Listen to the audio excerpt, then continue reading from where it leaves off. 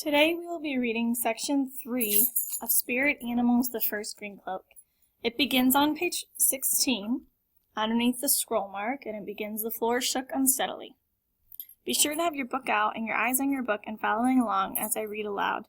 Be sure to annotate the text by circling and defining words you don't know, writing questions in the margin, marking or starring passages you find that are important, question marking things you don't understand, and writing down any connections you may make to the text with things that you've read somewhere else or things that have happened to you in your own life.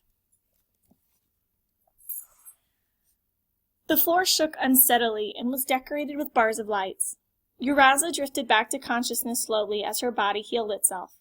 She raised her head as her vision cleared and saw the bars of a cage had cast the pattern on the floor.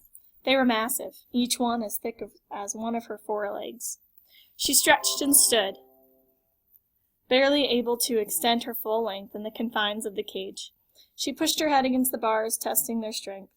The cage was held in a massive wagon, pulled by a team of 12 oxen. The conqueror woman walked up alongside the wagon with her spirit animal, a 1.5 foot long tutara lizard that wrapped around her neck. "Ah, the kitty is awake," she said cheerfully. Uraza growled, "Who are you? Who would dare to hold a great beast against her will?" The woman smiled, revealing her pointed teeth. "I'm Samilia, the woman who will be queen of Nilo, and I can't have any competition from you, can I?" The impertinence of this woman was shocking. Did she not know who she was speaking to? Uraza threw herself against the bars with a snarl. The bars slammed back into her, sending her reeling. The wagon shook only slightly, and the bars were undamaged. "Oh, don't bother. I had this cage built specially for a big, nasty kitty like you." Uraza clawed at the door to the cage, but succeeded only in leaving tiny scratches in the metal and dulling her claws. "You're my ticket to owning all of Nilo, you know," Samilia continued pleasantly, ignoring Uraza's increasingly frenzied attempts at escape. "I used to be the leader of a small band of brigands in Zahong. Now the reptile king has given me an army large enough to conquer this land and pacify it. And all he asks in return is that I deliver your talisman to him. With you out of the way, I'm sure my troops will have no problem scouring your territory to find the little trinket." Uraza raged, smashing herself against the bars again.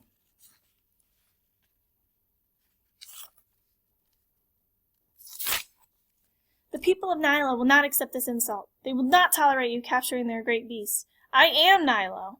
The woman just laughed. "We've eaten their livestock, burned their villages, and stolen their crops. And all that time you did nothing to help them. They curse you as much as they curse me, if not more. Did you know, at first the prisoners we captured threatened that you would come to their aid?" She shook their head. "But you never did, you bad kitty, so we don't hear that much any more." Uraza glared at the woman. "But you don't have to suffer. You don't have to be part of this war. Just tell me where your talisman is, and once I have it, I'll let you go. You see, there's no reason we can't be friends." Uraza snarled at her and turned away. "Very well, I'll just find it myself," Samilia said with a shrug, and then turned to walk to the other end of the caravan. The wagon rolled along a dusty road, past the wreckage of war. The great cat watched through the bars as they passed encampments and lines of marching soldiers. As they caught sight of the caged leopard, many cheered. Uraza growled and hissed at them, but that only encouraged them. They rolled past fields, barren and unsown, past villages burned and destroyed, past lines of prisoners, proud warriors who had been forced to surrender by the invading army. She saw the colors of many tribes, universally tattered and wearied. Some looked at her with disappointment, some with despair, and some with contempt. Others simply looked past her, eyes dead and defeated. That night, Uraza's wagon was parked at the edge of a large encampment. They offered her no food or water, not that she would have accepted it anyway. A group of conquerors stood guard, led by a large bald man with an eye patch. Slowly the camp fell silent as the conquerors finished their meals and went into their tents. The moon rose, flooding the savannah with blue light.